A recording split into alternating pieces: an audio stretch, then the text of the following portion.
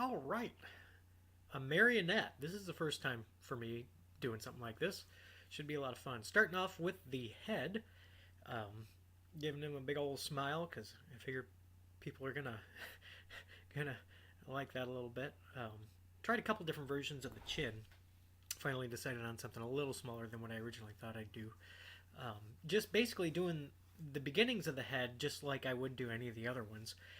The only difference is that it's a little bit bigger because evidently with the marionettes you kind of they're caricatures typically, so you want the proportions of the head to be larger in relation to the body than in real life. And so and the same thing, so that fits in with the same thing goes with the facial features. So which were so obviously that works real well for all these silly faces that I do.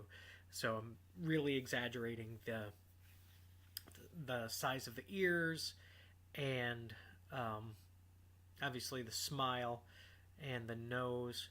I actually didn't go as crazy with the nose as sometimes I would, and you'll see that later. Mostly just because I don't want it to get broken off. Um, and hopefully, I went back later and reinforced the ears quite a bit, which you'll see a little bit later. Smoothing in the details, um, the using um, rubbing alcohol to do that. Actually, I'm not doing that yet. I will do it later though. So reinforcing the ears here and smoothing everything out with the stylus tool.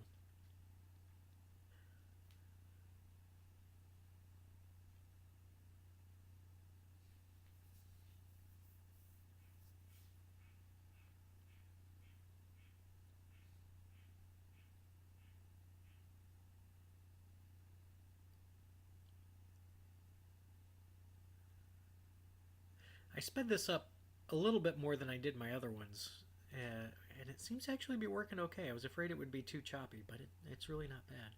I may even be able to speed it up more next time.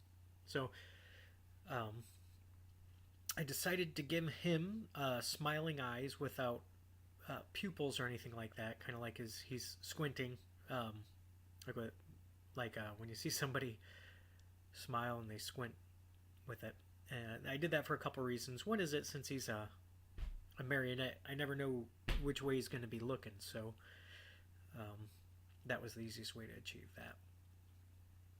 Popping the nose on there. I actually ended up busting the nose off, and not completely off, a little bit later. So what I'm going to have to do is, and that was after I kind of half baked it, which is a technique that you can use with Sculpey, which I used on this quite a bit because I needed to do the whole head, but it's soft enough to where it would just deform as I was working on the face. So what I did is I got this area completed, and then went and baked it at a low temperature around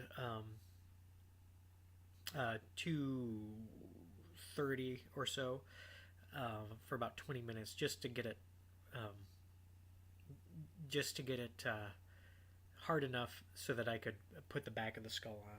So there's using the rubbing alcohol and to smooth it out. And that works pretty good. There might be some things that work better, but I'll figure that out later. So far, I'm kind of liking this camera angle a little bit better. Looking over my right hand.